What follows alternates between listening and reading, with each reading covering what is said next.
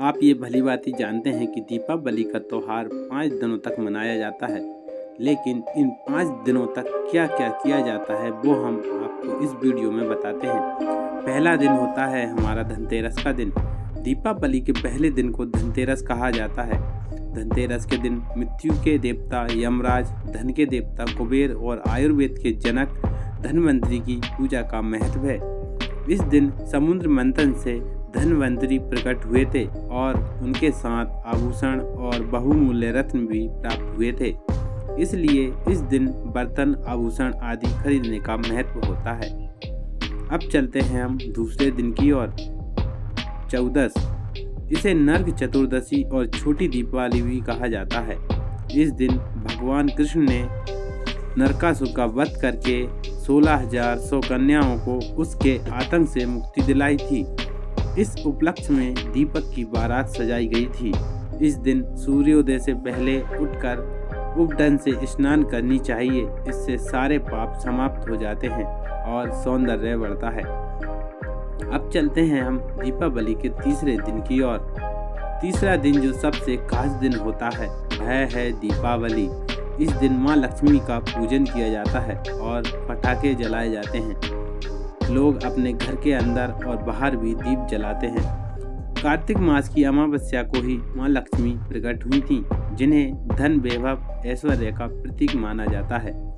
इस दिन राम भगवान रावण का वध करके सीता को उनसे मुक्ति दिलाकर अयोध्या लौटे थे और इस खुशी में वहाँ के लोगों ने दीपक जलाए थे।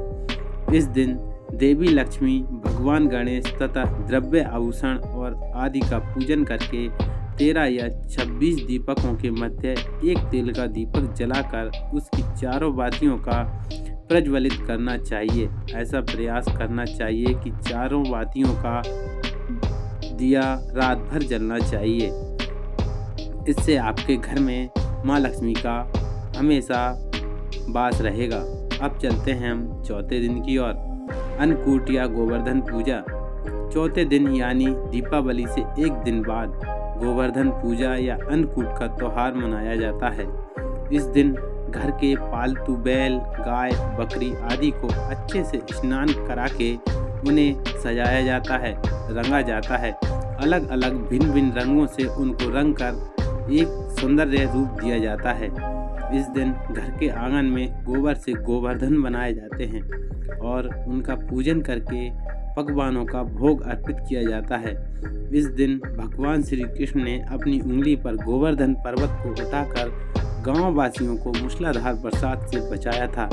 इसीलिए दीपावली के इस दिन गोवर्धन को पूजा जाता है। अब चलते हैं हम दीपावली के 5वें दिन की ओर। भाई दूज। दीपावली के ठीक दूसरे दिन को यानी दूज को भाई का त्योहार मनाया जाता है। ये दीपावली का अंतिम दिन है। भाई दूज का त्योहार भाई बहन के रिश्ते को मजबूत बनाने और भाई की लंबी उम्र के लिए मनाया जाता है। रक्षाबंधन के दिन भाई अपनी बहन को अपने घर बुलाता है और भाई दूज के दिन बहन अपने भाई को अपने घर बुलाकर उसको तिलक कर भोजन कराती है और उसकी लंबी उम्र की कामना करती है।